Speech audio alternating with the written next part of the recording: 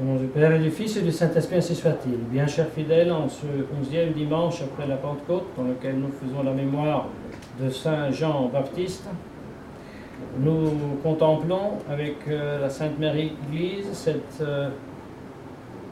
très belle page d'Évangile dans laquelle nous voyons notre Seigneur Jésus-Christ accomplir le miracle de la guérison du muet et du sourd.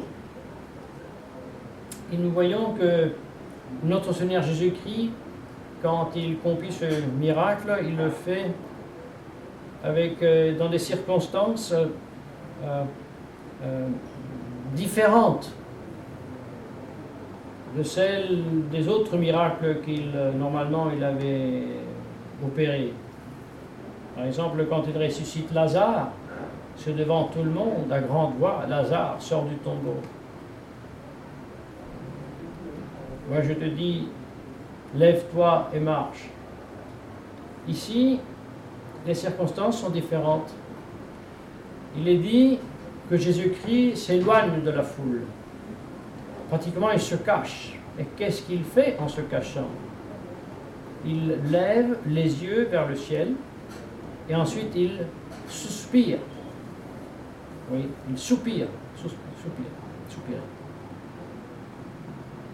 Et ceci, il le fait non pas parce qu'il en a besoin, mais parce qu'il veut en avoir besoin pour nous enseigner à nous lever les yeux au ciel et à nous soupirer vers le ciel.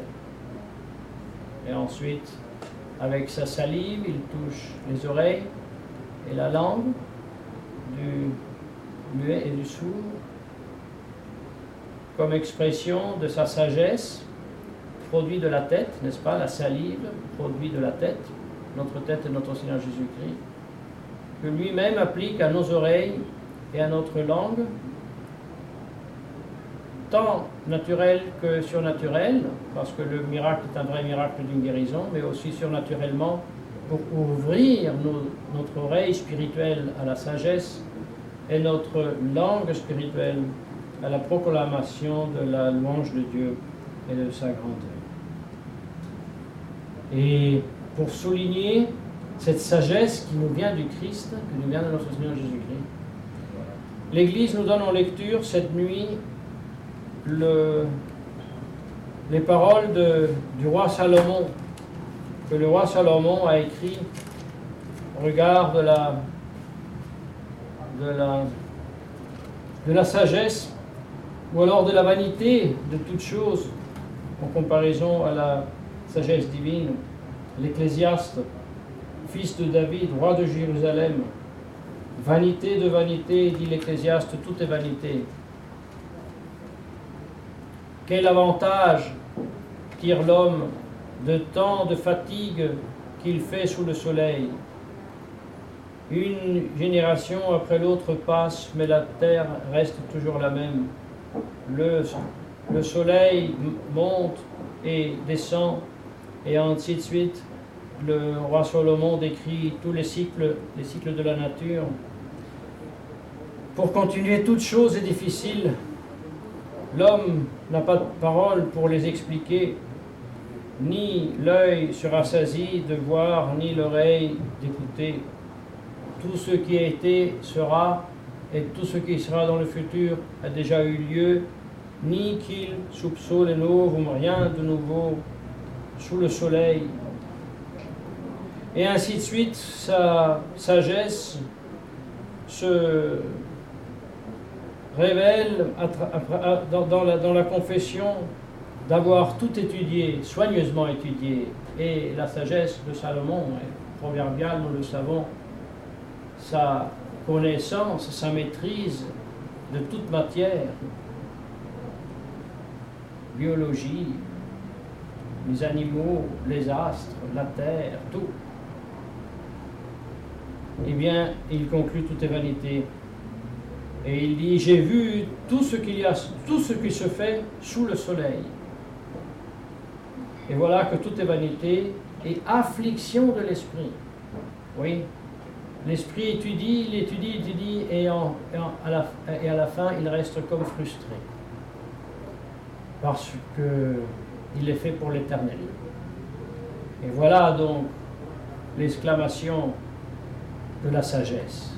C'est pas la dépression, c'est pas la frustration, c'est pas le dégoût pathologique, mais c'est le dégoût qui est effet du goût de la sagesse. Sapientia,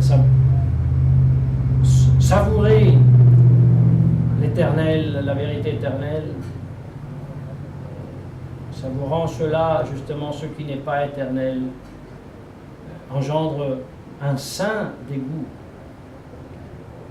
Eh bien, voilà que donc dans cette sainte passion, dans ce saint dégoût, il conclut: les mauvais, les méchants, difficilement seront corrigés, et infini est le nombre des insensés. Infini est le nombre des insensés. Saint Jean Chrysostome commente ces paroles et nous invite, et même nous assure, que puisque nous vivons dans le Nouveau Testament et pas comme Salomon dans l'Ancien Testament, nous sommes capables de sagesse encore plus grande, à une condition, elle dit, que vous soyez capables de vous séquestrer, de vous arracher à vos habitudes quotidiennes mauvaises. Et là, c'est pas facile. Sortir du 30-30 journalier pour élever l'âme au ciel. Sursum corda habemus ad Dominum. Lever les âmes, les cœurs au ciel, nous les avons auprès du Seigneur. Ce passage du mouvement circulaire à celui vertical d'ascension, ça c'est la difficulté. Ça c'est la difficulté ici sur terre. Et voilà donc toute la cesse, toute la nécessité de prier, de se retirer, et voilà que nous devons imiter notre Seigneur Jésus-Christ, nous retirer de la foule, lever les yeux au ciel, soupirer vers le ciel, ordonner à notre âme de désirer le ciel pour être touché de la sagesse divine dans nos oreilles et sur notre langue, chers fidèles.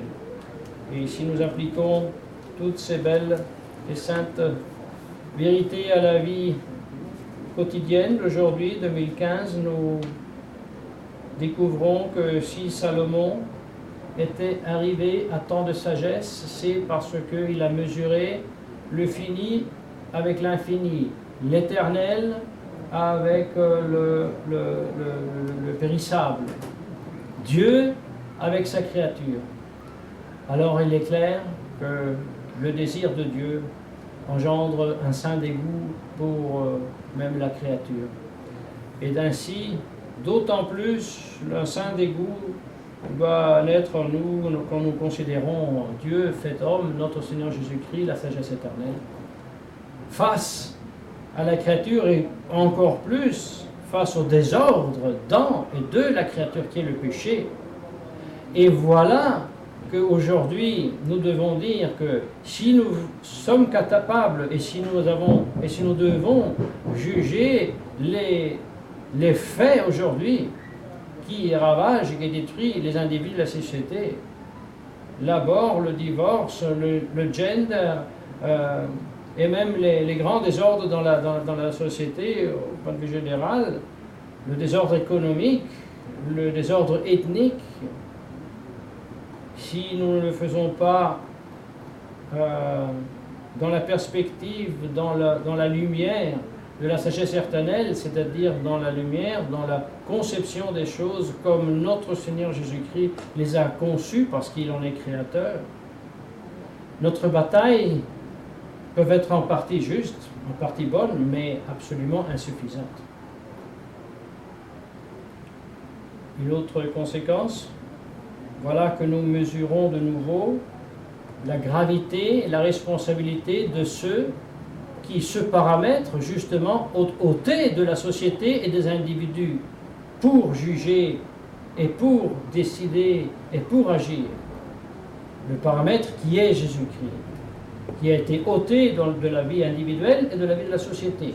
Qui a ôté Jésus-Christ de la société? Non pas Lénine, non pas Staline, non pas Khrouchtchev, non pas Kennedy, non pas ceci, non pas cela, pas Mitterrand, pas la Merkel, pas Berlusconi. C'est les imposteurs de l'Église conciliaire. Ce sont ceux qui sont allés occuper illégitimement et pour cela invalidement la place du successeur de Saint-Pierre et qui par un concile nommé Vatican II ont imposé l'éloignement de notre Seigneur Jésus-Christ de la pensée des individus et de la société tout entière. Voilà le grand crime. Voilà donc la nécessité pour communiquer, pour faire savourer la sagesse éternelle et pour rendre de nouveau accessible cette sagesse aux individus et ensuite aussi à la société pour valuer, juger, décider et agir, la nécessité avant tout de convaincre les soi-disant traditionalistes qui sont en train de mendier la vérité à son voleur. Oui, traditionalistes qui veulent être reconnus par Bergoglio. Bergoglio qui a encouragé ici en Italie le groupe des radicaux, ceux qui de façon scientifique, systématique, depuis des décennies, se sont chargés du programme de propager et de rendre loi l'abort, le divorce, le gender, l'homosexualité et toutes sortes de pratiques qui dissouent l'individu et qui dissouent la société. Son exponent premier, hier à la radio, ému aux larmes, avec dévotion, a pu se vanter d'avoir été encouragé par Francisco Bergoglio. Oui, Marco Pannella a répété les paroles qu'il lui a dit Francisco Bergoglio, sia coraggioso, sois courageux.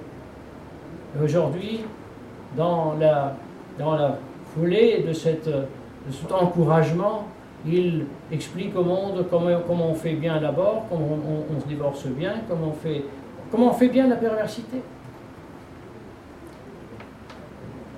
Oui, alors il est temps de nous réveiller, il est temps de réveiller le plus de prêtres aussi, de fidèles possible, de ceux qui sont encore en train de suivre les déviations des autorités de la fraternité Saint-Pie X qui sont encore en train de se faire reconnaître par ces antichrists. Alors demandons à la très sainte Vierge Marie la grâce de percevoir loin du monde, comme notre Seigneur Jésus-Christ s'est éloigné du monde, et dans le cœur la sagesse éternelle pour notre sanctification et celle du monde entier, au nom du Père et du Fils et du Saint-Esprit, ainsi soit-il.